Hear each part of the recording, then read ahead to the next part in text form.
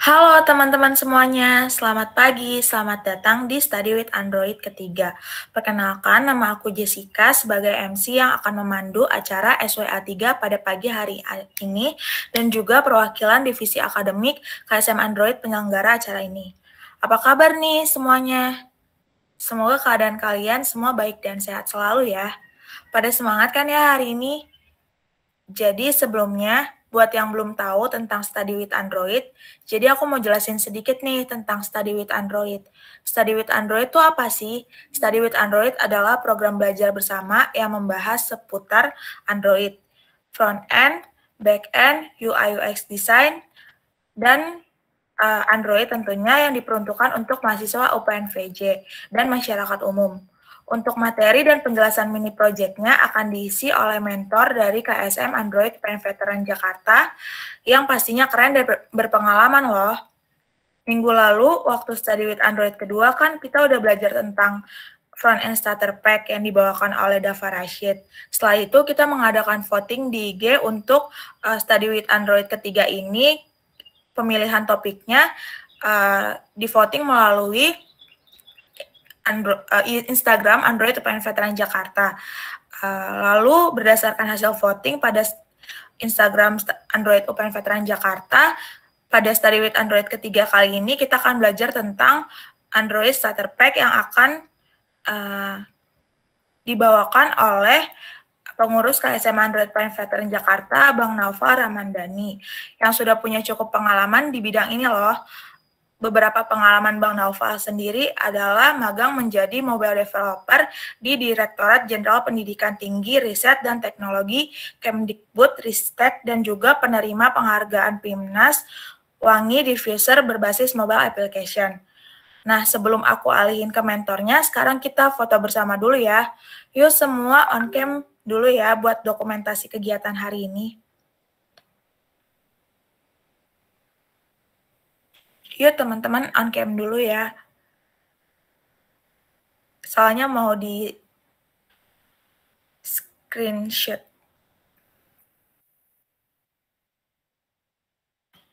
Oke, kita mulai ya. 1, 2, 3.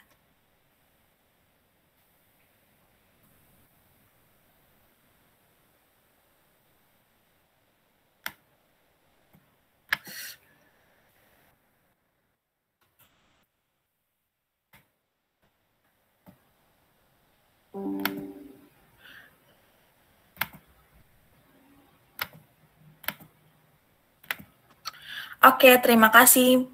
Mungkin sekian penjelasan dari aku. Selanjutnya aku serahin ke mentornya. Kepada Bang Naufal, dipersilakan. Ya, oke, makasih Jess. Gue share screen dulu ya.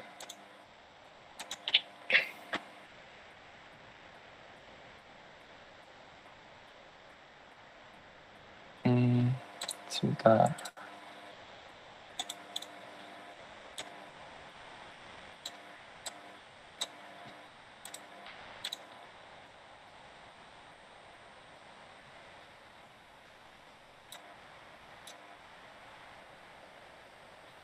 Oke, udah kelihatan ya? Assalamualaikum warahmatullahi wabarakatuh. Perkenalkan, nama gue Naufal Ramandani. Tadi juga udah disinggung. Gue jadi di sini sebagai mentor di Android Starter Pack.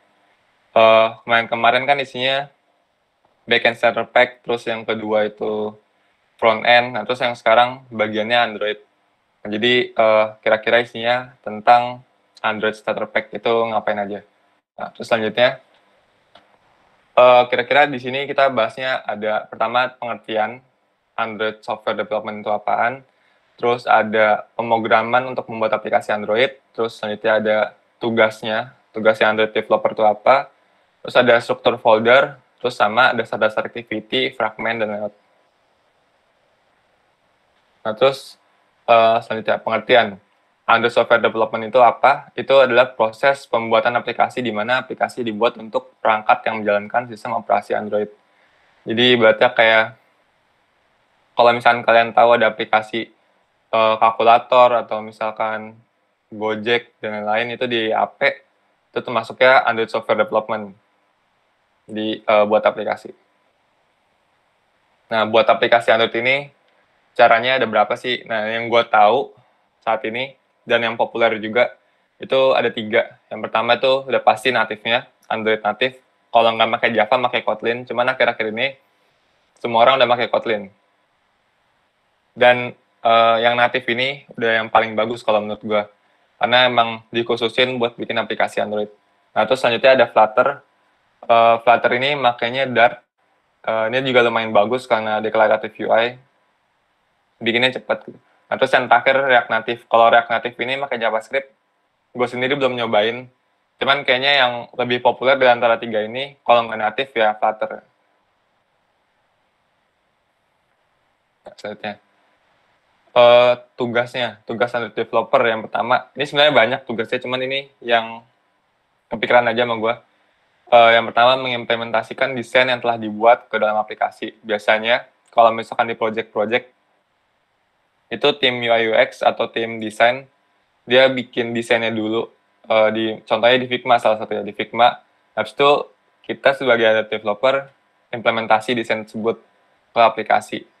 Itu entah pakai XML atau Jetpack Compose, bisa ya pakai XML sih.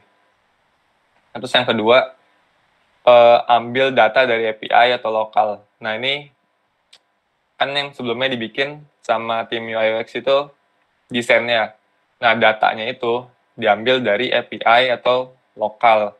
Atau bisa juga datanya statis gitu. Cuma buat nyampein informasi yang nggak berubah-ubah datanya itu aja. Nah, itu sesuai dengan project-nya sih, mau bikin apa. Nah, terus selanjutnya ada memperbaiki dan mengembangkan aplikasi yang sudah ada.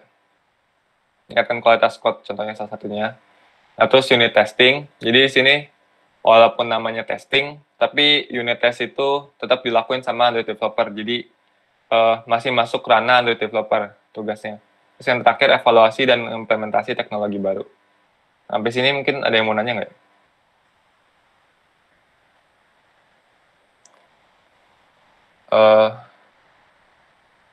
Ini karena gue nggak bisa lihat meetnya, ntar kalau misalkan ada yang nanya di chat atau apa, kabarin aja ya.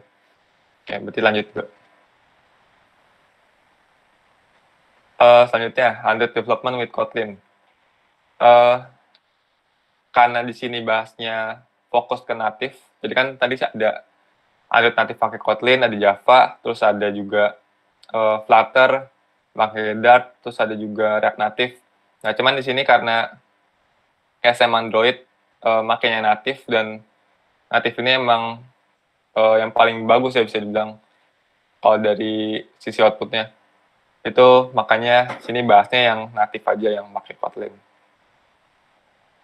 Nah, ini diambil dari acara juara Android dari Google Developer Group di YouTube sekitar bulan kemarin kalau nggak salah. Jadi, di sini pembicaranya orang dari Google, dia bilang kalau 91% dari top 1000 aplikasi Android itu udah pakai Kotlin. Jadi, bisa bayangin, misalkan contohnya di Play Store itu top 1000-nya aplikasi Android, itu semuanya udah pakai Kotlin. Jadi, aplikasi-aplikasi yang keren gitu, yang bagus, itu rata-rata emang udah pakai Kotlin semuanya. Karena emang udah terbukti bagus gitu. Nah, terus data ini diambil Januari 2022. Nah, di sampingnya itu kan ada keterangan di sini. Jadi, Android developer itu rata-rata pada suka, puas. Nah, terus di GitHub Survey tahun 2018 ini juga merupakan bahasa yang paling cepat berkembang. Nah, terus dari Stack Overflow tahun 2020, nomor 4 bahasa yang paling disukai. Nah, terus kenapa Kotlin? Jadi, Google tuh punya Android dari tahun 2003. Tapi Kotlin tuh baru diumumin tahun 2017. Dan itu tahun 2017 juga masih baru-baru lah. Masih sepi. Karena emang baru diumumin kan. Nah, terus dalam waktu 5 tahun, dari tahun 2017 sampai sekarang tahun 2022, itu perubahannya cepat. Sampai 91% top Android app itu udah pakai Kotlin dalam waktu 5 tahun. Top 1000 kan itu lumayan ya, banyak banget. Dan pastinya kalau yang top 1000 itu udah keren-keren gitu aplikasinya. Dan jadinya terbukti kalau Kotlin ini emang bahasanya tuh enak banget lah. Kalau misalkan kalian udah pernah nyobain pakai Java, terus pakai Kotlin tuh bakal kerasa banget nih kalau Kotlin tuh kayak apa ya, enak banget. Kalau misalkan di Java ada berapa baris ya, misalkan 20 baris. Di Kotlin tuh bisa dibikin ringkas banget dan bisa dibilang itu manusiawi banget. Kalau misalkan kita baca codingannya, kalau yang ngoding bener rapi, itu langsung paham, nggak perlu butuh waktu buat mahamin codingan. Terus juga dengan Kotlin ini codingannya jadi lebih safe di slide selanjutnya sih. Nah, Kotlin, kenapa pakai Kotlin? Yang pertama itu safer code, jadi ada fitur null safety di Kotlin, jadi dia lebih aman. Kalau misalkan di Java, kadang suka ada masalah null pointer exception. Nah, cuman kalau di Kotlin, kalau cara ngodingnya udah benar, itu udah nggak ada. Nah, terus selanjutnya ada reduce code size ya, karena Kotlin ini lebih ringkas daripada Java, nggak banyak boilerplate-nya. Itu code size-nya itu berkurang jauh lumayan. Nah, terus improve productivity, dan di sini productivity maksudnya karena codingannya nggak ribet, banyak fungsi-fungsi yang ada di Kotlin, dan gunainnya juga gampang, jadi productivity juga meningkat. Nah, terus ini interoperable itu maksudnya, misalkan contoh, tadi kan Kotlin dikenalin tahun 2017, nah, terus ada perusahaan bikin aplikasi tahun 2016 pakai Java, dan itu udah gede, aplikasinya udah dipakai di mana-mana. Nah, dia pengen pakai teknologi terbaru, pakai Kotlin, bisa migrate sedikit-sedikit. Jadi, contohnya, di halaman homepage itu makanya Java, di halaman profil makanya Kotlin, di halaman profil makanya Kotlin, itu bisa. Jadi, bisa digabung itu Java sama Kotlin. Makanya kalau misalkan mau migrate dari Java ke Kotlin tuh, sebenarnya nggak terlalu susah, gampang. Karena bisa dicampur codingannya. Nah, terus yang terakhir ini, Kotlin Foundation itu maksudnya Google sama JetBrains. Jadi yang ngedukung Kotlin ini dua perusahaan besar tersebut. Dan mungkin masih ada kelebihan-kelebihan lain, cuman yang utama ditunjukin sama Google-nya tuh 5 ini. Nah, terus aplikasi apa aja yang udah pakai Kotlin? Nah, ini gue ambil dari, ini ada linknya di bawah nih. Sama dari alumni juga ada yang di salah satu sini. Nah, yang pertama ada Tokped. Tokped udah pakai Kotlin juga. Ruang Guru, Gojek, Netflix, Twitter, ada Slack, ada Reddit, Trello, Pinterest, Dropbox, WeChat, Duolingo, WordPress, dan pasti masih banyak lagi itu udah pakai Kotlin rata-rata. Terus selanjutnya. Nah, tempat gue belajar. Sini tempat gue belajar yang pertama itu ada Decoding. Jadi di Decoding ini dulu pas awal-awal kuliah dapat informasi tentang semacam beasiswa gitu, dapat kelas gratis di Decoding dari Indosat Edu, IDCamp namanya. Nah, itu gara-gara itu gue jadi belajar Android, kebetulan dapat. Terus dapat kelasnya itu yang Kotlin sama Android pemula. Ya udah gue ikutin, dan ternyata lumayan asik, walaupun awal-awal emang kesulitan, kayak gue baru masuk kuliah terus langsung belajar Kotlin sama Android, dan ujung-ujungnya gue nggak lulus ke kelas Android pemulanya karena kesulitan, terus belajarnya juga sendiri. Nah, terus habis dapat itu, kerjain kelas dan nggak lulus Android pemulanya, seharusnya ini IDCamp itu dapetnya, setahu gue ya, sampai kelas expert. Nah, cuman karena gue nggak lulus di tahap-tahap awal, jadinya nggak lanjut. Nah, terus ada lagi beasiswa IDCamp lagi, jadi setiap tahun tuh ada, setahu gue. Sekarang juga masih ada kayaknya. Jadi setiap tahun ada, terus tahun depannya gue daftar lagi, dan lanjut kayaknya sampai fundamental, setahu gue. Sampai Android fundamental di sini. Lanjut dapet, terus alhamdulillah lulus. Nah, terus gue ikut lagi, ada namanya Bapak Rekraf dari Kementerian Ekonomi dan Pariwisata, kalau nggak salah. Dapat lagi kelasnya gratis di Decoding, tapi ada perlu seleksi gitu.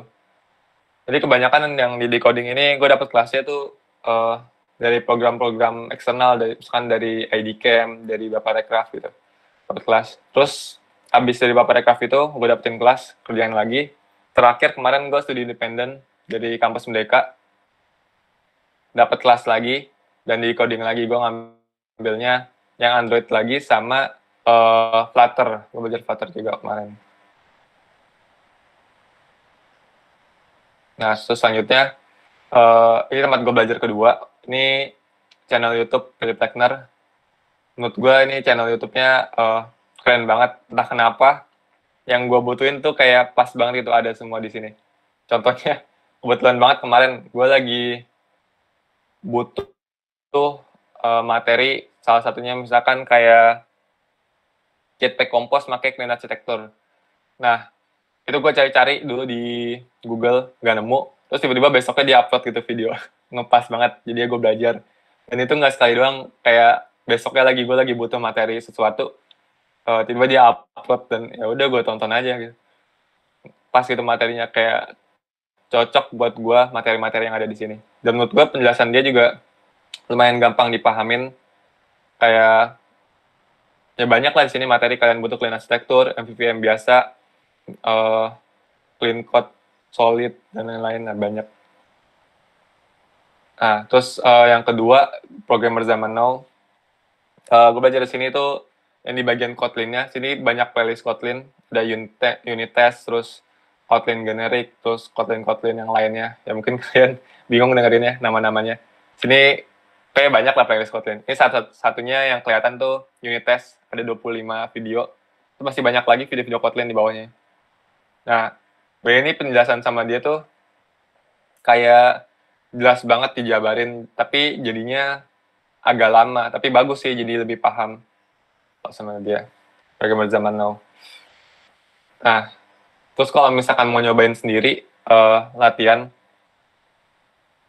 di sini ada 2 linknya.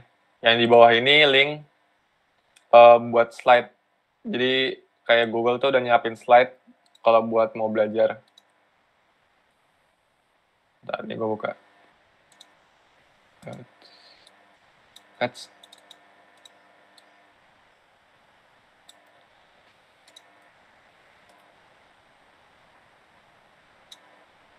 Ya, kok gak bisa lagi.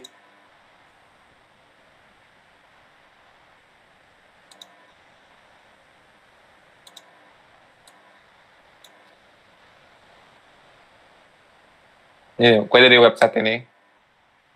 Ya banyak tips di sini, kayak ada berita-berita kalau buat pengen tahu apa yang terbaru di Android. Sini ada Android 13. Terus ada kan ini apa nih? Quality, delete screen. Terus ini terus banyak tips-tips juga di sini. Kan kayak developer guide, terus ada sampel code dan lain-lain. Gue juga beberapa kali nyoba di sini sebenarnya karena DSC gue jadi tahu. Dan ternyata tuh materi-materi yang ada di sini tuh lumayan dan bisa dicoba juga. Ini contohnya di sini. Ini di link yang di atas, mungkin gue kasih ya. Course. Nah, ini pas dibuka isinya ada kayak gini. Ini ada for beginner sama yang di bawahnya ini makin susah. Ini fokus ke yang atas aja, for beginner. Nah, yang di for beginner ini ada 2, ada yang pakai Kotlin, ada yang pakai Java. Nah, karena Kotlin lebih bagus, ya makanya yang Kotlin aja. Start course gitu.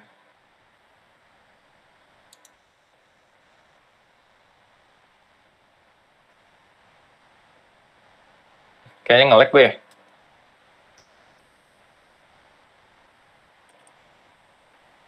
Oh, enggak, deng. Kayaknya emang website-nya deh lagi nge-lag. Oh, enggak. Nah, kalau misalkan yang Android Basic and Kotlin dibuka, ada lagi sisinya. Pertama ada Kotlin, layout, navigation. Pokoknya ini kayak udah dibikinin learning pad-nya. Ini dari Google-nya langsung. Nah, terus kalau misalkan kelar, itu dapat badge gini. Ntar ada di profil kalau misalkan login. Nah, ini sampai terakhir Work Manager. Dan setiap salah satu ini tuh penjelasannya lumayan lengkap. Jadi ini lumayan lama kalau misalkan menyelesaikan. Nah, dibuka lagi, ada lagi nih cabang-cabangnya lagi. Sama Kotlin, pengenalan Kotlin. Jadi kalau misalkan kalian abis ini mau belajar, mau coba-coba, bisa cobain dari sini. Udah dibikin learning pad-nya, jadi tinggal ikutin aja. Ini ada videonya, nah, terus disuruh coba. Ini ada kode lab-nya juga. Terus ini ikutin, ada penjelasannya juga, jadi lumayan gampang dipahamin lah ya. Nah, terus ini terakhir kode lab lagi. Terus terakhir ada juga quiz. Jadi ada 4 step terakhir itu ini kode lab, nah, terus yang terakhir quiz. Nah, kalau udah kelar, lanjut lagi ke yang pathway kedua. Ada lagi, terus ambil quiz lagi, itu terus sampai yang terakhir. Ntar udah kalau ada yang terakhir, selesai lanjut ke unit 2 layout. Ini title-nya, user input, ini part 2-nya, terus scrollable list. Nah, terus yang ketiga navigation, terus keempat udah internet. Ini udah data, berhubungan dengan data. Terus yang terakhir work manager. Ini untuk work manager, gue sendiri agak kurang juga sih, karena sampai saat ini gue belum ada kebutuhan project yang ngebutuhin work manager, jadi belum kepake. Nggak tahu sih kalau misalkan kalian mungkin ada yang udah pernah pakai. Nah, kayak gitu. Selanjutnya. Nah, ini buat learning pad-nya. Ini learning pad yang simple aja yang kepikiran sama gue. Yang pertama itu dari Kotlin Basic-nya dulu. Kotlin Basic yang pertama udah pasti belajar IDE-nya dulu. IDE itu kayak software buat kita belajar Kotlin sama buat ngembangin aplikasi Android. Di sini IDE-nya pilih aja Android Studio. Android Studio juga bisa langsung belajar pakai Kotlin di situ. Belajar dulu IDE-nya, abis itu kalau misalkan udah oke, udah paham, belajar variabel dan tipe data.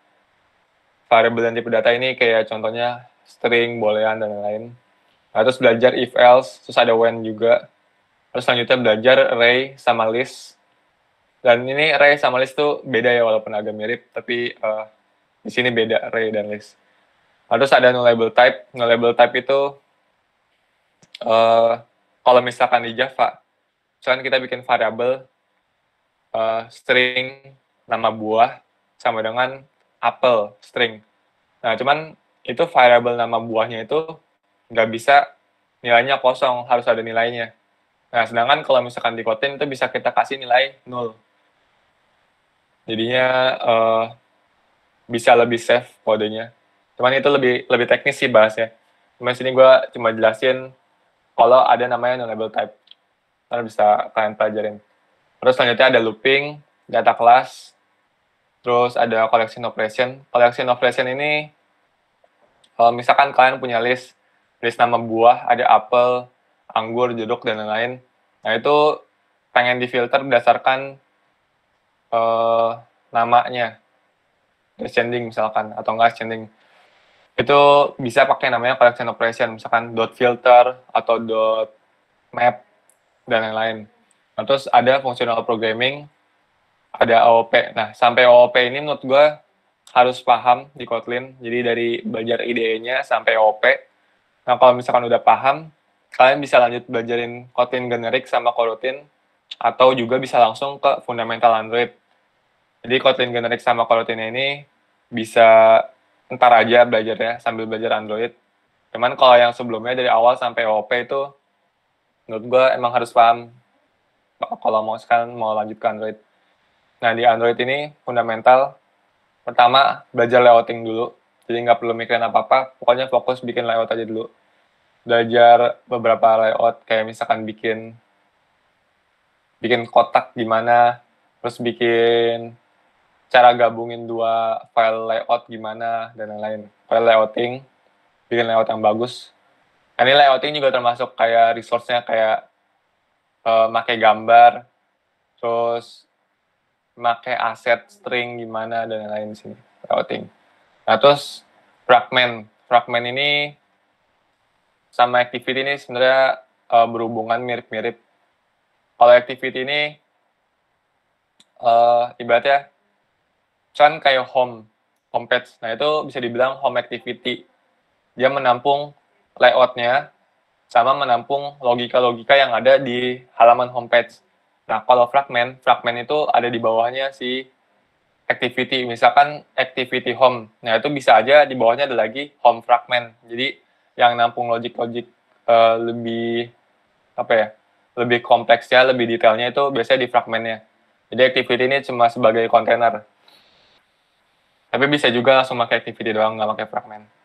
Terus selanjutnya ada intent. Intent ini gunanya buat ngirim data antar halaman.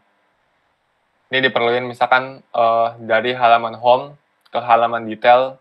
Di halaman detail ini butuh data nama orang misalkan. Nah, di home itu kita bisa ngirim datanya. Misalnya di home ada nama orang, bisa kita kirim datanya lewat parameter ke halaman detailnya, pakai intent. Nah, terus ini belajar IDE lagi. Udah pasti belajar IDE karena yang paling utama. Nah, terus background text ini kayak semacam thread, coroutines, mungkin agak, ya pokoknya ada background text ya. Kalau misalkan dijelasin lebih lanjut juga agak sulit sini. Mungkin di SWA selanjutnya kalau misalkan ada Android Basic, ini mungkin bakal disinggung background text. Cuman sini intinya kayak kalian download dari aplikasi, download file misalkan. Nah, itu walaupun aplikasinya kalian keluarin, terus kalian buka aplikasi lain, file downloadnya tetap masih jalan. Nah, itu masuk background text. Terus belajar navigation. Jadi, oh ya, tadi gue salah bilang. Intent itu bukan buat ngirim data doang, tapi intent itu juga bisa navigasi antar layout. Misalkan dari home ke detail itu pakai intent. Nah, tapi kalau misalkan udah makin kompleks, terus udah pakai fragment, itu saran gue udah pakai navigation aja. Karena navigation ini lebih mudah digunain dan lebih ringkas aja gitu, codingannya lebih rapi. Jadi navigation ini gunanya sama kayak intent kurang lebih buat navigasi antar halaman. Nah, terus selanjutnya ada preference. Preference ini buat nyimpen data lokal. Misalkan kayak kalian login di satu aplikasi. Nah, terus state loginnya itu disimpan. Jadi setiap kali kalian masuk aplikasi, nggak perlu lagi ngetikin ID dan password lagi. Nah, itu biasanya state loginnya tuh disimpan di preference namanya. Entah itu self preference, data store, atau ada lagi local database, itu ada namanya room. Terus selanjutnya ada background process. Nah, background process ini sebenarnya sama aja kayak background text. Cuma ini kayak apa ya, lebih detailnya gitu lah proses kayak tadi kan sebelumnya di halaman-halaman sebelumnya ada work manager. Work manager itu juga termasuk di background process. Nah, terus selanjutnya ada networking. Networking ini kalian misalkan dapetin gambar dari internet, kalian punya URL gambar, terus pengen ditampilin di layout, nah itu bisa kalian lakuin di Android.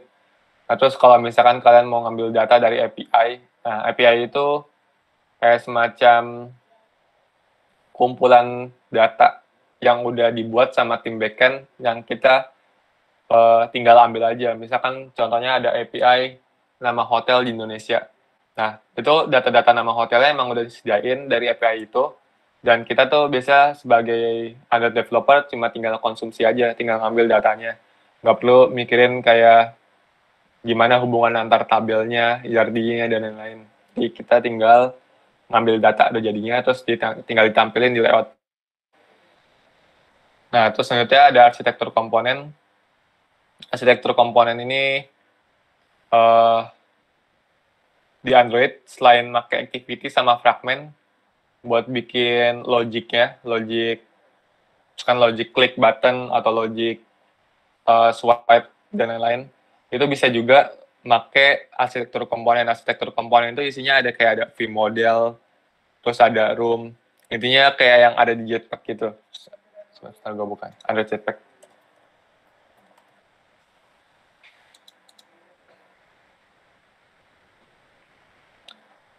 Arsitektur komponen mana ya?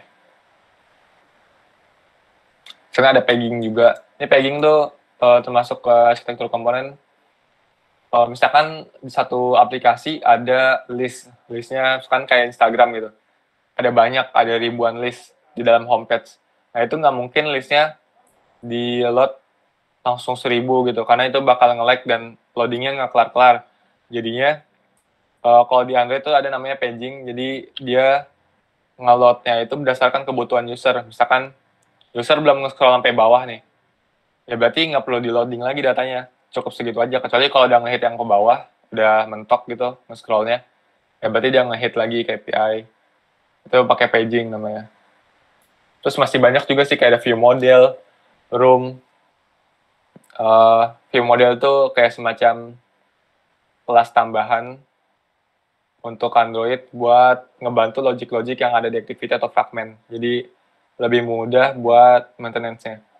Nah, terus untuk room sendiri, room itu lokal database yang ada di Android. Misalkan kayak contoh ada aplikasi buat nyimpen notifikasi. Misalkan aplikasi, terus ada notifikasinya.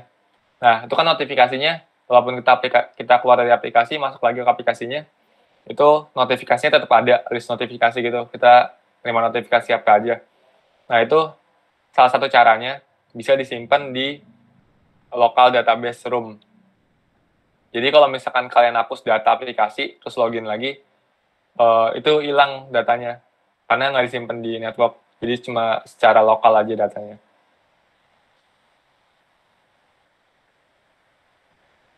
Nah, ini ada libraries. Banyak sih nih library-nya JTK. Ada view pager. View pager ini, mungkin kalau misalkan kalian pernah lihat, ada tab layout di aplikasi. Tab layout tuh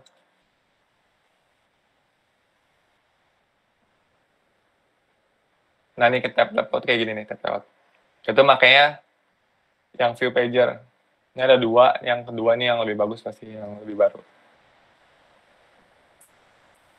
Di sini banyak bisa kalian baca. Kalau misalkan dibuka pasti ada penjelasannya, misalkan data store. Pasti ada penjelasan di bawahnya, cara makainya, dan lain-lain pasti. Ada di sini. Ada kode labnya juga.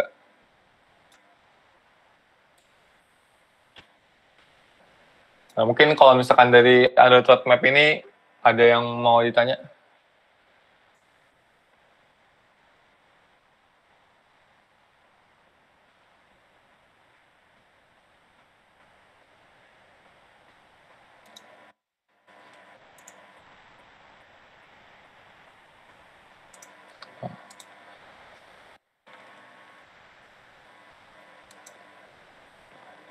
Nggak ada ya berarti ya.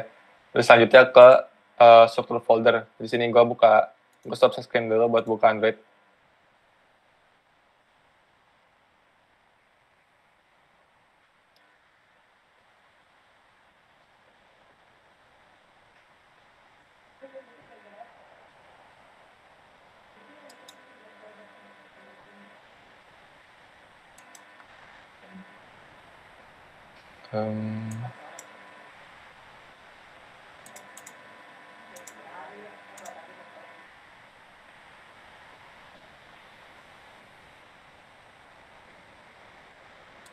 Kayak ada kelihatan ya. Sebentar. Nah, sini kalau misalkan buka Android Studio yang versi terbaru, ini gue versi Dolphin, tapi ini versi Canary-nya. Jadi bukan versi yang rilis. Tapi kurang lebih udah sama sih. Kalau misalkan Android Studio terbaru, tampilan awalnya kayak gini. Nah, coba di sini gue new project, terus bikin yang nih, empty activity. Atau enggak yang kompos aja deh. Nah, terus di sini ada nama aplikasinya, kan contoh Android Starter Pack. Terus ini package name, ini serah kalian mau isi apa. Tapi cuman biasanya ini depannya com, terus di sini yang di tengah ini gue tulis Noval. Sebenarnya bisa diganti seperti nama perusahaan atau apa. Terus yang terakhir ini nama projectnya. Nah, terus save location-nya setelah kalian mau taruh di mana. Bahasanya di sini Kotlin. Ini nggak bisa gue ganti ke Java karena gue belum install Java, ya lupa. Nah, terus SDK-nya gue milih yang Android 5 API 21. Terus finish. Nah, ini biasanya kalau misalkan baru buat, loading dulu Gradle-nya.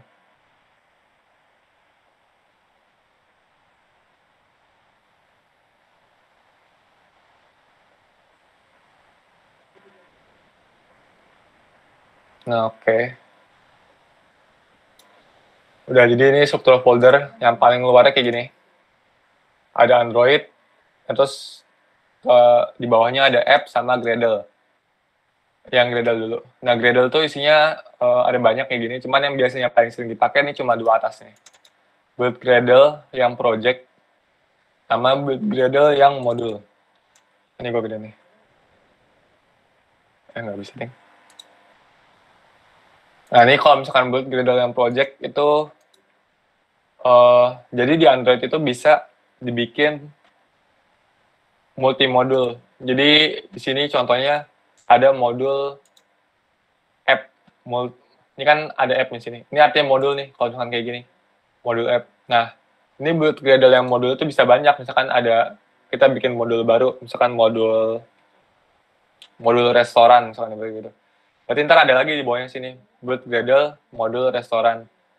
Nah, jadi settingan Gradle-nya itu bisa berbeda-beda sesuai modul.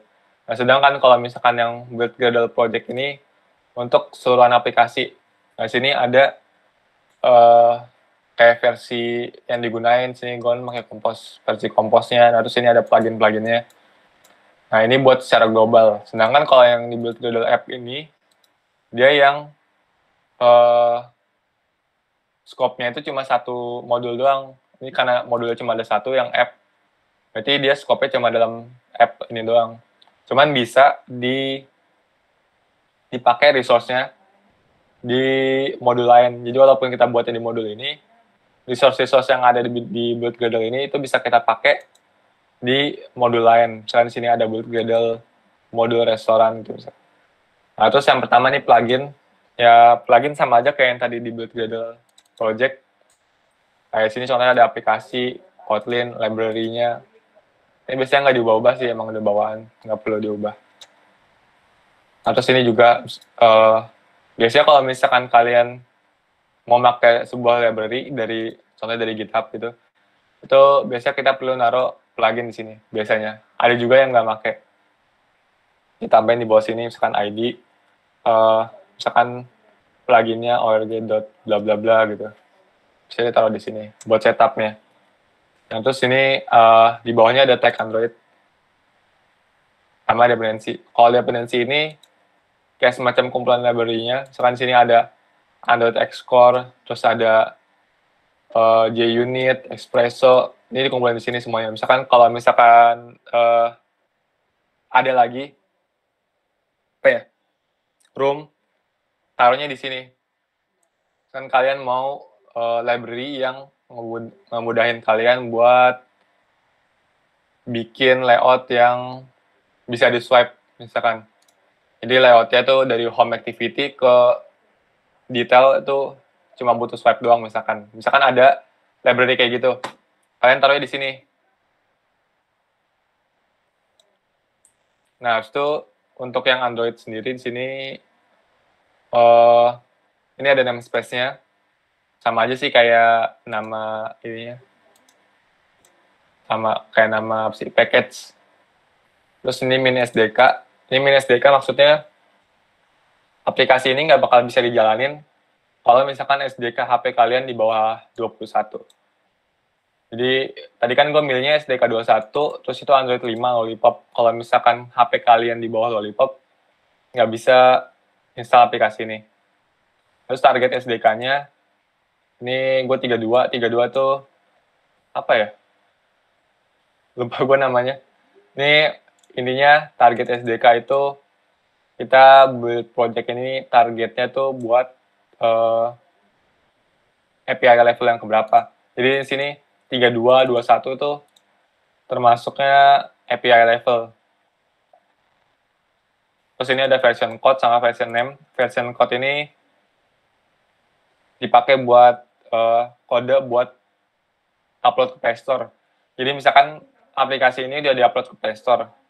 Nah, terus dengan version code 1, kalau misalkan kalian pengen update aplikasi, itu nggak bisa nih version code 1, mesti di-update 2, terus version name-nya kan versi 1.1 gitu, di-update.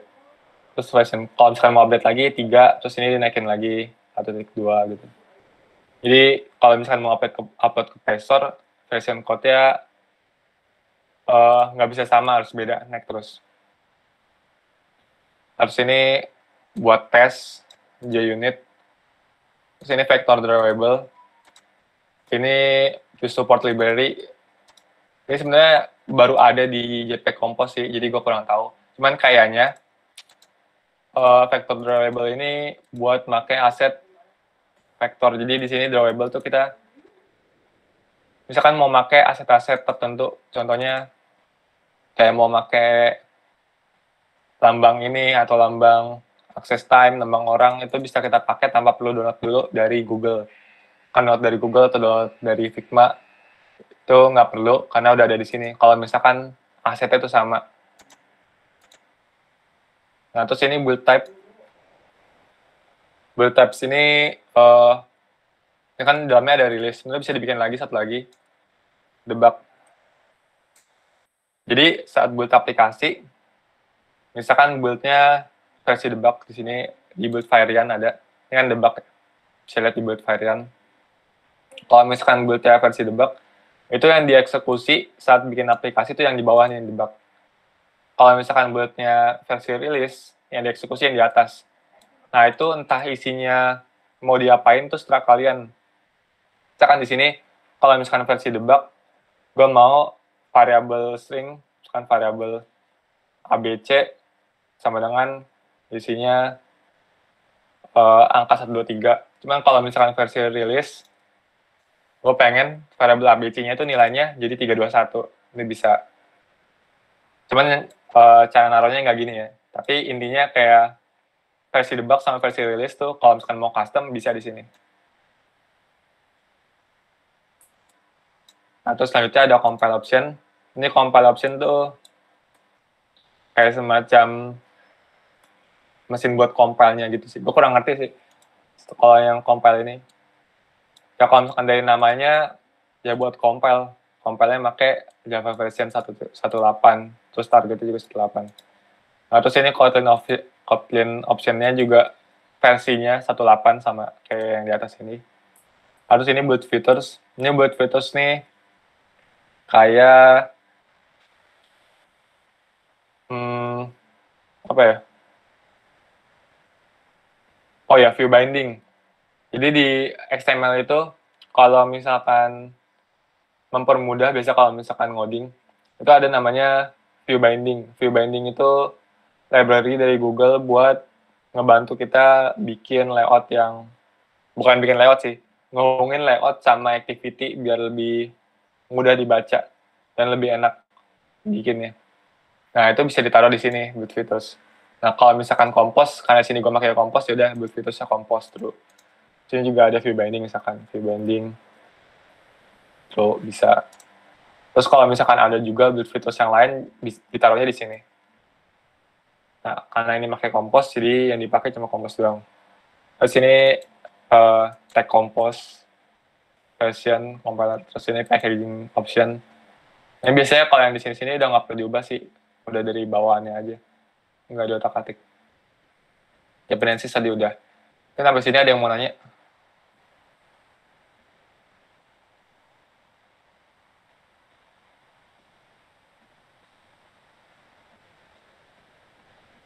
Tes.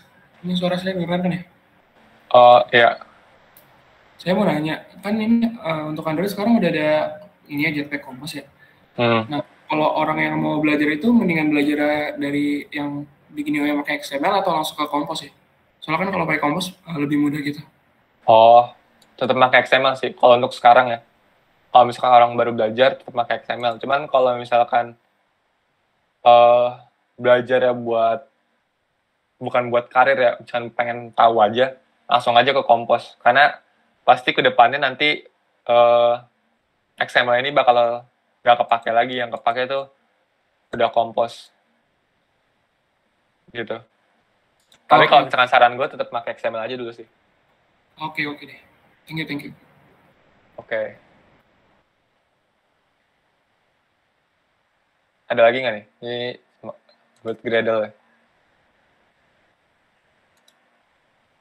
Kira-kira build Gradle gunanya buat itu di Android.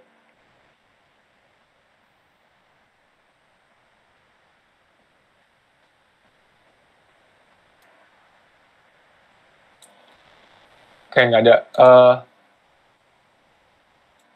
Terus lanjut ke yang bagian modul app. Nah, modul app ini paling luarnya ada 3, ada manifest, Java, sama REST. Yang manifest dulu. Manifest ini sih cuma satu, Android manifest. Gue nggak pernah lihat manifest kayak ada folder, kayak ada file baru lagi. Apa guanya kali nggak tahu. Nah, ini biasanya di manifest. Di manifest itu buat naro salah satunya biasanya yang paling biasa dilakuin sama orang itu user internet. User internet. Jadi kalau di aplikasi Android, kalau misalkan nggak ditaruh ini di Android manifestnya, itu nggak bakal bisa ngakses internet. Jadi kayak semacam permission gitu. Nah, terus di sini banyak permission, misalkan permission location, terus kayak ada media, dan lain-lain sini. Jadi buat ngatur permission ada di sini, tinggal ditaruh. Nah, terus tag aplikasi. Ini tag aplikasi, dalamnya kayak ada banyak atribut sini. Kalau misalkan pengen lihat penjelasan atributnya, tinggal dibuka aja. Kalau gue di sini komen, diklik. Nggak bisa ya? Di sini berarti. Oh ya, nggak bisa, deng. Kalau misalkan yang di Java bisa kalau misalkan yang di folder ini bisa diklik baru. Salah gue. Jadi tinggal di copy aja sih. Pasti ada di Google di library-nya, penjelasan library-nya. Ini ada target API dan lain. Nah, terus di bawahnya ini ada activity. Biasanya ini emang tag aplikasi nggak diubah-ubah sih, selalu kayak gini, nggak ada otak-atiknya. Biasanya yang diubah tuh yang ada dalam sini. Yang diubah yang di sini. Nah, ini activity, itu maksudnya activity yang ada di dalam aplikasi. Contohnya misalkan kalian buat activity, home activity, terus bikin activity baru lagi, profil activity. Kalau misalkan activity-nya itu nggak ditaruh di sini, nggak dijelasin di Android manifest, kalau misalkan ada nih profil activity sama home activity, itu nggak bakal bisa dijalanin, pasti error. Jadi harus kayak semacam dikenalin dulu ke Android manifest kalau misalkan ada activity ini. Kayak dijelasin gitu, misalkan sini profil activity. Dan ini namanya harus disamain kayak yang ada, yang kalian buat di folder Java ini. Habis itu, di dalamnya sini ada intent filter. Intent filter ini, sekarang ini gue ubah dulu ya. Ini misalkan profil. Kalau misalkan intent filter di sini dihapus, itu pas aplikasi pertama kali dijalanin, dia langsung ngebuka halaman profil, nggak ngebuka halaman main activity. Jadi itu sesuai dengan intent filter yang ini, intent filter main, terus intent filter yang kategorinya launcher. Ini kalau misalkan dipindahin dari profil ke main, berarti ini yang dieksekusi pertama kali itu main activity. Kalau dipindahin ke profil, berarti yang dijalanin pertama kali itu profil activity. Nah, ini gue balikin lagi. Kurang lebih itu doang sih yang diedit kalau misalkan di manifest. Nah, habis manifest, ada Java. Ini Java ada 3. Ini walaupun kita pakai Kotlin, tetap aja ya tulisannya Java. Karena emang sama cara compile-nya tuh sama, Java sama Kotlin. Sama-sama pakai JVM, setahu gue. Nah, ini ada 3. Yang pertama ini yang utama, yang nggak ada abu-abu, tulisan abu-abunya di kanan. Yang kedua ini Android test, yang ketiga ini test. Nah, pertama gue dari Android test dulu. Nah, di Android test ini biasanya di sini buat instrumen test, sini ada penjelasannya, yang bakal dieksekusi di Android device, di device asli, entah itu emulator atau enggak real device. Jadi di Android itu ada semacam testing yang ngebuat kita bisa ngelakuin beberapa hal tanpa perlu kita klik aplikasinya. Misalkan kita habis bikin virtual profil. Nah, terus di profil itu kita perlu mencet setting, misalkan ngubah pengaturan notifikasi, terus di profil kita mencet button back, terus mencet lagi edit profil, terus ngubah namanya, dan lain-lain. Nah, itu kan bisa tuh pakai manual, tinggal kita pencet-pencet aja, terus kita ubah. Nah, cuman kalau misalkan aplikasinya makin gede, dan biar rapih juga, itu pakai instrument test. Jadi, bikin codingannya di sini, untuk ngelakuin automation itu, terus ketika dijalanin, HP kalian itu bakal gerak-gerak sendiri, buat ngejalanin instrument test ini. Coba gue buka ya.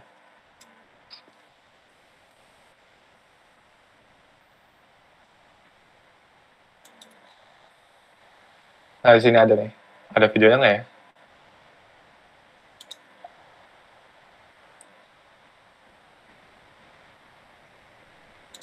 Di sini ada videonya.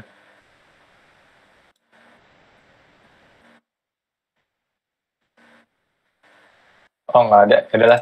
Intinya kayak gitu sih. Jadi dia kayak ngejalanin HP kalian sendiri buat ngejalanin unit test. Unit test lagi. Instrument test. Beda ya unit test sama instrument test. Ini buat automation. Jadi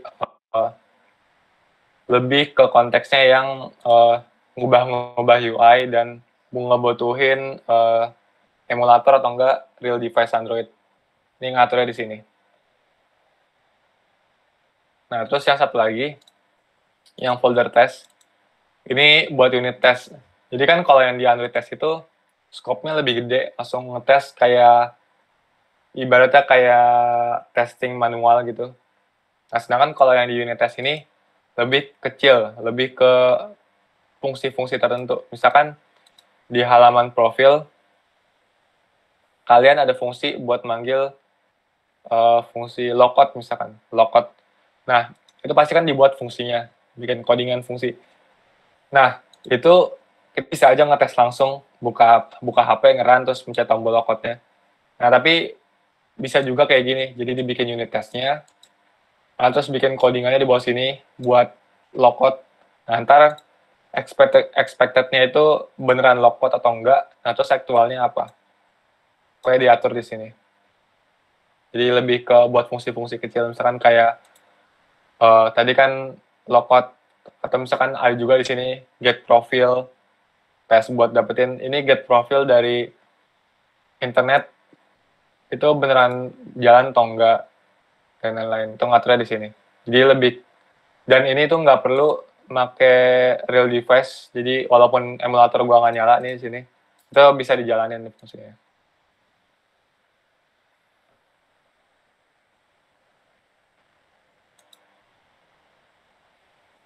Ya lama lagi loadingnya.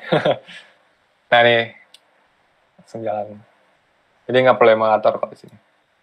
Kalau misalnya, ini kan expected-nya 4, 2 tambah 2.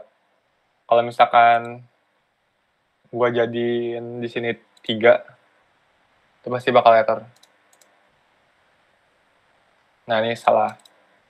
Jadi, kalau misalkan fungsinya ada banyak, terus tinggal bikin aja di sini banyak gitu. Ini di bawah. 3, sini di atasnya 2, sini 4. Nah, terus sini ada yang benar. Nah, ini 1 benar, yang salah 3 nih. 1, 2, 3 ini salah. Expected-nya apa, aktualnya apa.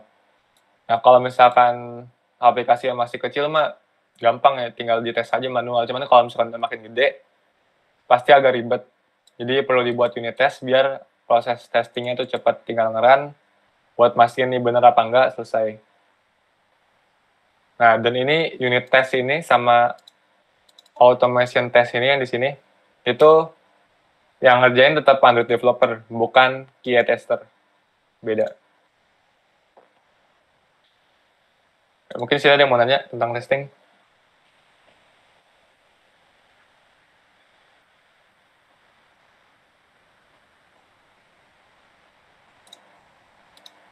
Nggak ada, oke. Lanjut ke Oh ini karena pakai kompos ya jadi beda. Tapi nggak apa-apa, intinya sama. Jadi yang di dalam tadi kan ini ada tes, terus ada tes itu instrumentation test, tes yang biasa di sini buat unit test. Nah, sedangkan yang nggak ada labelnya di kanannya itu buat yang utamanya. Sini kayak codingan main activity-nya, terus buat ngatur ini kalau misalkan kompos dia ngatur tipografi dan lain-lainnya, di sini color, shape, temanya juga. Ini ngatur di sini misalkan kayak kalian mau bikin view model, mau bikin repository di sini. View model itu kayak kelas pembantu, ya kayak kalian males nih coding di sini kayak kepanjangan terus jadi berantakan. Bisa pindahin ke bikin kelas baru namanya view model. Itu sekalian pindahin. Nah, itu ntar penjelasan view model nggak bisa dibahas di sini karena agak repot panjang. Ya, kurang lebih gitu sih kalau misalkan buat project structure.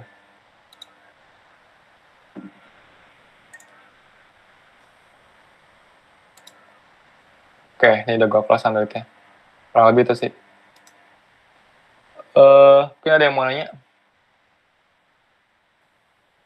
Perihal Android.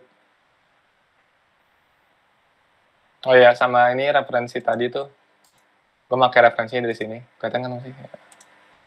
Referensinya. Ini YouTube yang Google Developer Group. Android GDG. Jadi gue ngambil yang datanya tuh tadi dari sini. GDG Jakarta.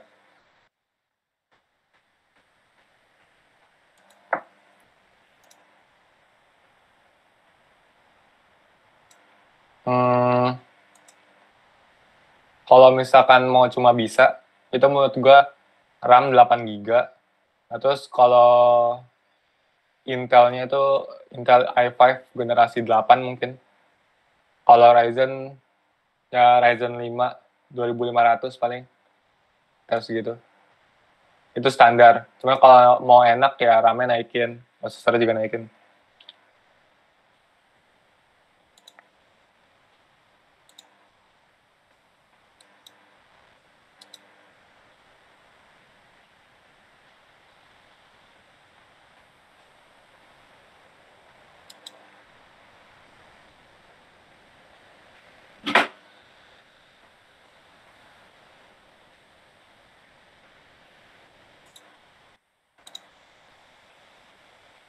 Oke, ini nggak ada yang mau nanya lagi nih.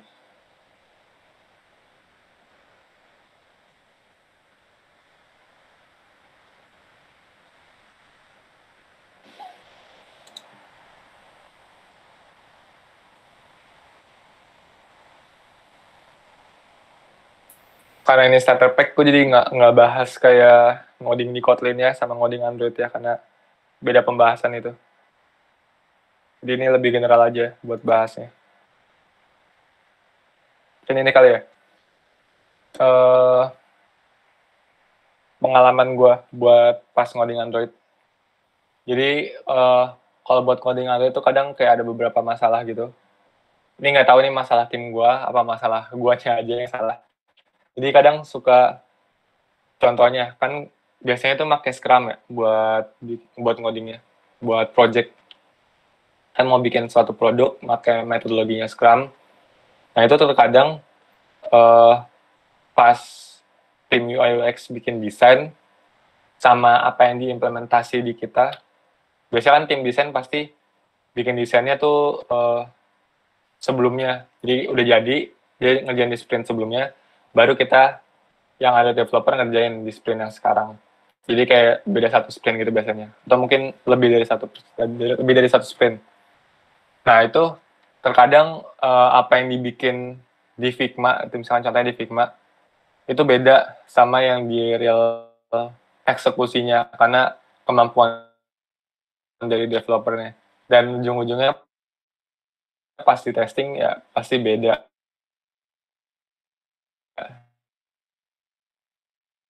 Dan ngebuat aplikasi tapi desainnya benar-benar harus sama kayak yang ada di Figma. Ngikutin orang desain. kalau misalkan orang desainnya UX-nya itu jago, pasti dia udah ngerti apa aja yang biasa ada di Android dan kita tuh bikinnya nggak susah. Cuma kadang kalau misalkan UI UX-nya itu masih pemula gitu, itu bikin desain-desainnya yang rada-rada aneh, yang mau bikinnya tuh di Android sulit.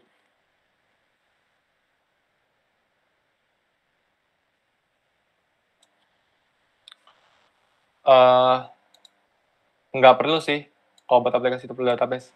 Ada yang perlu, ada yang enggak. Cuman kalau misalkan perlu, ada sebuah keperluan yang bikin kita perlu database, itu sambunginnya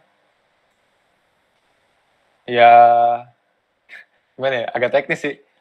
Ini kalau misalkan namanya tuh pakai room biasanya kalau misalkan local database. Salah.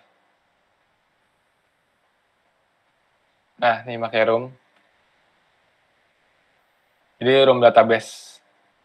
Nah, ini room database itu lebih ke kalau misalkan kalian mau nyimpen sebuah model. Jadi sebuah model itu maksudnya kayak kalian mau nyimpen data user. Data usernya ini dalam arti data user yang gede, yang usernya itu ada namanya, ada identitas-identitas lainnya, misalkan kayak kuliahnya di mana, jurusannya apa, dan lain-lain gitu di data usernya. Nah, itu kalau misalkan mau nyimpen user itu satu, tapi usernya misalkan ada banyak jadi list kayak gitu, itu makanya room database. Cuman kalau misalkan kalian cuma mau nyimpen ini user udah login apa belum, itu bisa pakai data store aja, data store atau nggak set preference.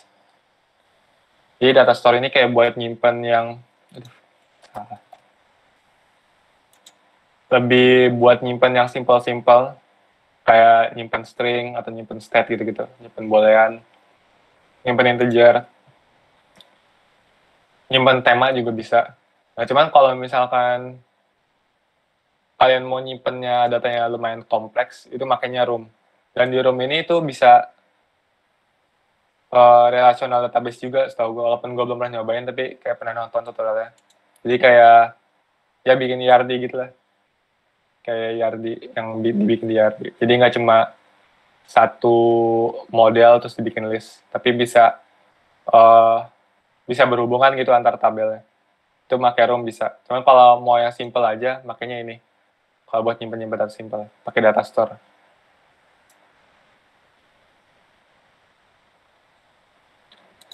Kayak gitu, Jess.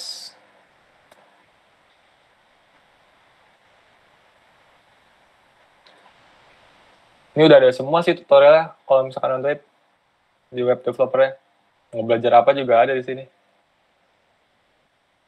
Data binding, ref data,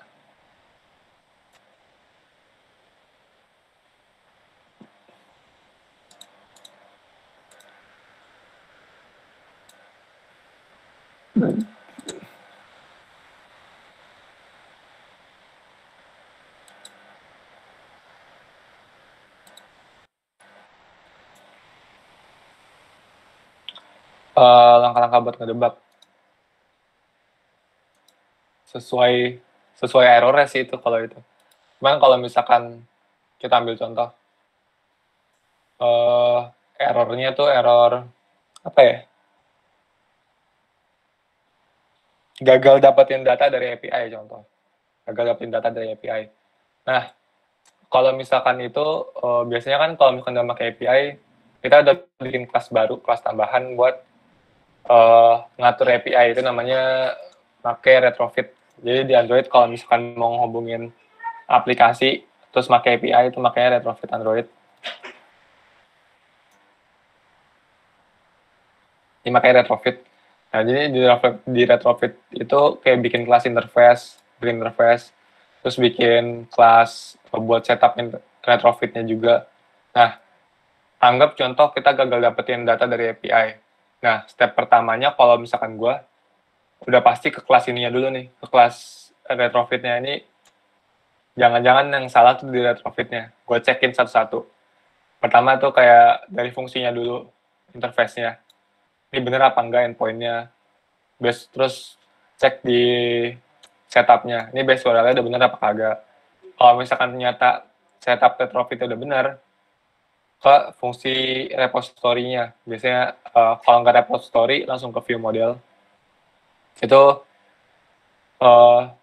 bisa pakai debug, itu pakai breakpoint. Breakpoint tuh kayak gini. Nah, ini kayak gini nih. Dan kalian mau nandain di bagian sini. Harus tinggal jalanin yang debug sini. Bisa pakai cara itu, atau enggak kalau misalkan cara mau gampangnya, tinggal print aja pakai log. Jadi kayak logger. Pakai logger terus tampilin stringnya. Udah gini. Buat ngecek ini, misalkan kayak dia beneran nyampe sampai fungsi itu atau enggak. Terus sih biasanya caranya dari belakang sih. Misalkan dari activity, panggil ke view model ke repository, atau enggak ke use case, terus baru ke interface API-nya. Biasanya gue ngeceknya dari belakang, dari API-nya dulu, retrofit-nya gue cek, terus ke repository gue cek, terus turun ke use case, atau nggak ke view model, terus baru ke activity-nya. Gue biasanya ngeceknya kayak gitu, dari ujung. Gue cek satu-satu.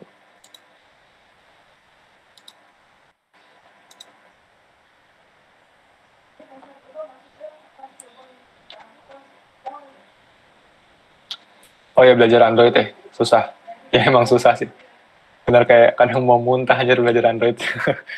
Yang pertama, kalau menurut gue, lu butuh temen buat belajar Android. Jadi, ya butuh temen lah buat diskusi dan lain-lain.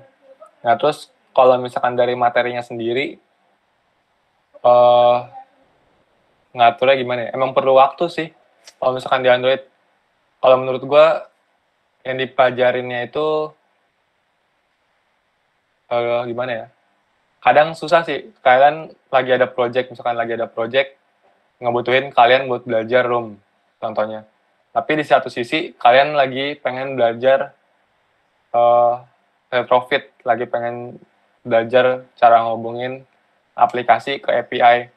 Nah itu, kalau misalkan kondisinya kayak gitu, ya kalian belajarinnya yang room aja yang lagi dibutuhin gitu. Jadi lebih fokus. Kalau misalkan emang agak banyak, ya emang banyak, jadi perlu sedikit-sedikit. Pelajarin satu-satu dulu. Misalkan contoh kalian bikin aplikasi, pengen belajar pakai live data, view model, ya udah belajarnya itu dulu sampai paham, nggak perlu tambahin yang aneh-aneh kayak tambahin API, tambahin local database, nggak perlu. Itu aja dulu live data, view model, sama activity, udah itu dulu. Tapi kalau misalkan itu udah paham, baru coba tambahin, pakein API. Kalau udah paham, tambahin local database gitu. Jadi nggak langsung semua library dimasukin satu project terus langsung belajar semuanya.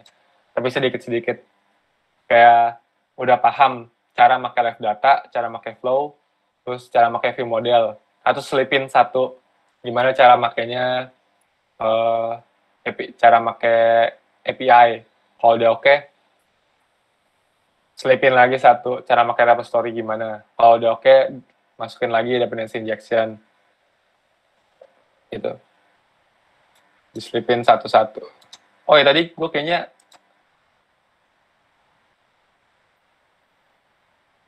gue lupa jelasin yang intermediate Android. Nah, ini yang intermediate Android. Yang pertama, belajar lagi UI, layouting. Yang di fundamental kan lewatnya ya lewat basic. Kalau yang di intermediate, naik intermediate, coba bikin UI yang udah kompleks gitu, yang udah lumayan agak ribet. Nah, terus udah mulai belajar coroutine. Coroutine ini kayak semacam package buat ngebantu kita ngejalanin background text. Atau enggak proses-proses di belakang. Jadi kan kalau misalkan kalian tahu ada thread itu kayak apa ya bahasnya? Kayak background proses gitu lah thread. Nah, coroutine itu ada di bawahnya thread. Jadi satu thread itu bisa ada beberapa coroutine. Dan satu coroutine ini dia bisa ngelakuin satu tugas. Jadi misalkan ada coroutine pertambahan 2+2. Ya udah itu satu coroutine. Nah, itu coroutine ini ada dari Kotlin. Jadi kalau misalkan kalian pakai Java itu nggak ada coroutine. Itu buat ngerjain background text. Dan ini lumayan penting karena kalau udah pakai coroutine ini udah enak banget. Jadi kayak mau ngatur apapun dari sisi UI, dari sisi data juga, flow data itu udah enak.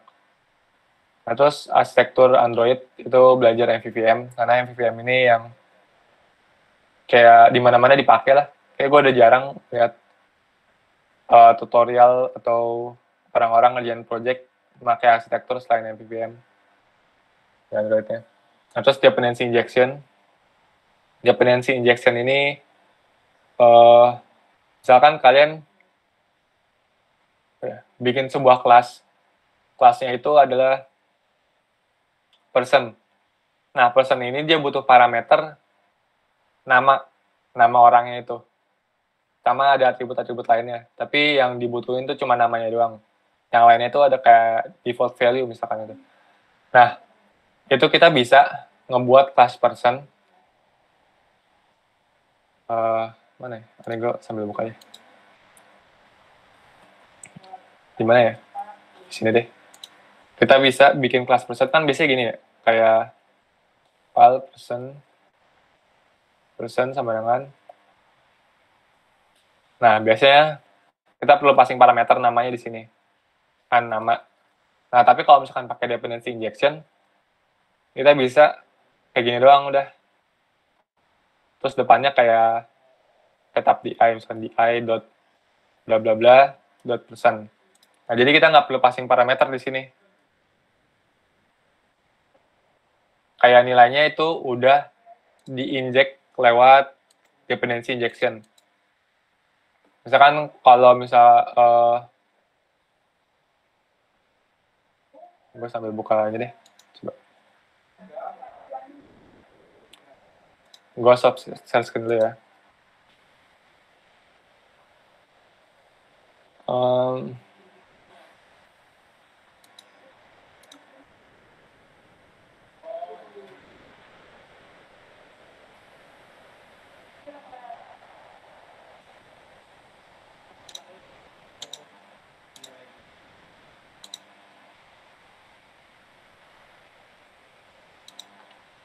Wah, buka coretan gue. Hapus mana ya? Oh iya.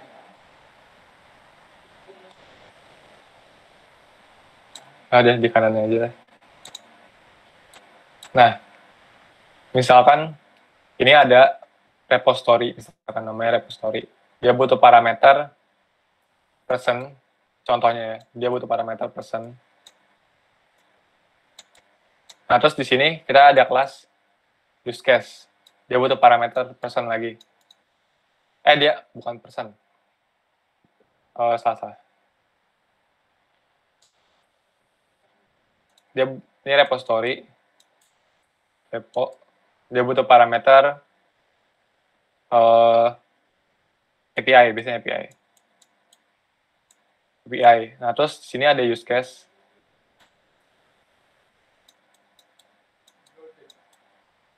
Dia butuh parameter repository.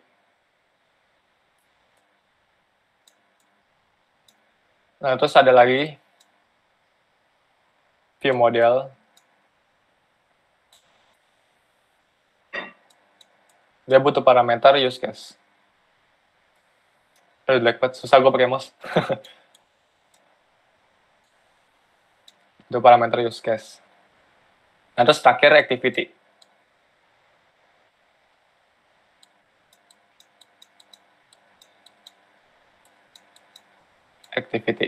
Nah, kalau misalkan setup codingan buat nge-get API-nya itu di sini, di halaman ini, repository, terus kita perlu manggil fungsi yang ada dalam repository, otomatis kita harus bikin kelas repository-nya dulu kan, OOP gitu. Kita perlu bikin kelas repository-nya, terus baru kita bisa panggil fungsi yang ada dalam repository. Cuman kasusnya, kalau misalkan kita mau manggil repository, kita perlu manggil view model dulu. Kita panggil view model. Panggil view model. Misalkan ini A sama dengan view model. Terus parameternya use case. Nah, use case lagi. Use case butuh parameter lagi. Butuh parameter repo. Repo butuh parameter lagi, API. Jadi numpuk gitu. Dan bayangin kalau misalkan di tiap halaman kalian ngelakuin ini. Dan itu pasti bakalan ribet banget. Nah, makanya perlu dependency injection yang ngebuat si repository ini, use case, sama view model, itu cuman diinisialisasi satu kali, dan bisa kita pakai terus-terusan di setiap activity. Jadi, kita nggak perlu ngedefinisiin lagi kayak gini. Kita cuma definisiin A sama dengan VM tanpa perlu masukin parameter. Karena nilai dari parameter ini, mulai use case sampai ke sini, itu udah disediain nilainya. Ini kan sebuah kayak nilai, kita perlu nilai ini. Nah, ini udah disediain lewat dependency injection. Nilainya udah diinjek. Dan terus itu nilainya ditaruh di mana, itu sesuai injection-nya, sesuai dependency injection-nya, ada caranya sendiri. Tuh. Tuh, kira-kira dependency injection. Gunanya buat gituan. Perlu sih, itu penting banget. Menurut gue pakai. Nah, terus useful library, ini maksudnya ya belajar pakai library yang keren-keren. Library Mapbox, library Coil, terus Coin, Yield, Model, Room, dan lain, Coroutine. Kayak library-library yang bagus, cobain belajar pakai. Itu kan kayak latihan baca dokumentasi juga. Nah, terus belajar solve bug. Jadi kalau misalkan kalian nemu bug, cobain benerin bug-nya itu sendiri. Cari tahu sendiri, benerin sendiri. Nah, terus terakhir, belajar gimana caranya baca dokumentasi. Ini penting ya. Jadi kalau misalkan kalian mau benerin bug, tapi baca dokumentasi masih bingung, cari sumbernya masih bingung buat solve masalah, itu bakal sulit. Jadi menurut gue itu lumayan penting. Oke, udah sekian. Ada pertanyaan lagi?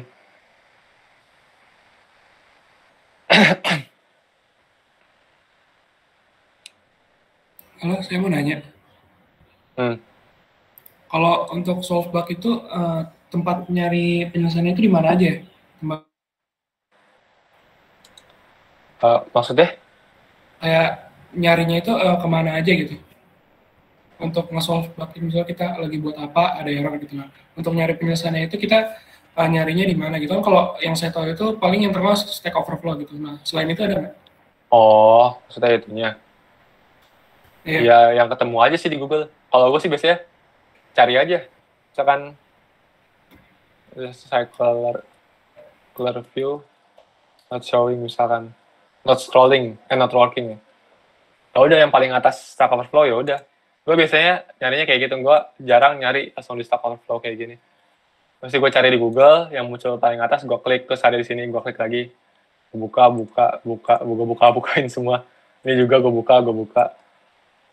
Terus baca-bacain atau Oh, oke. Bisa kayak gini.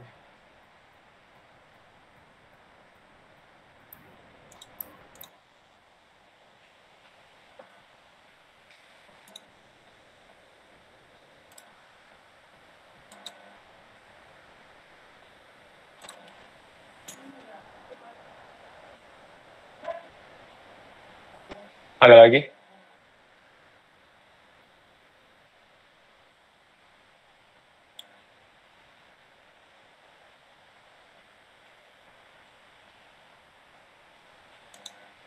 Mungkin kalau nggak ada, itu aja dari gue ya.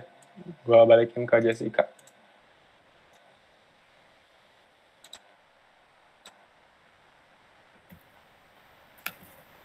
Oke, terima kasih Bang Noval. Gimana nih teman-teman? Menarik banget ya ternyata menjadi seorang Android developer. Tadi kan udah dijelasin apa aja tugas menjadi seorang Android developer, yaitu tentang tugas dan struktur folder Android software development, terus juga bahasa pemrograman untuk membuat aplikasi Android, dan juga dasar-dasar activity, fragment, dan pembuatan layout. Agak kerasa ya kita udah di akhir acara nih. Sebelum aku tutup, aku mau ngasih tahu dulu kalau kita menyediakan form kesan pesan, kritik, dan saran atas kegiatan Study with Android 2 ketiga pada pagi sampai siang hari ini, agar kegiatan ini bisa menjadi lebih baik lagi ke depannya. Untuk link materi dan project juga ada di form feedback di chat Zoom ini ya. Jadi boleh banget nih diisi formnya biar acara ini semakin baik ke depannya. Selain itu, record Zoom kegiatan SWA 4 ini akan diupload ke YouTube KSM Android. Buat kalian yang ingin mempelajari lagi lebih dalam, bisa dilihat di YouTube KSM Android ya. Oke, mungkin sekian dulu Study with Android hari ini. Sampai jumpa lagi di Study with Android kelima nanti. Terima kasih.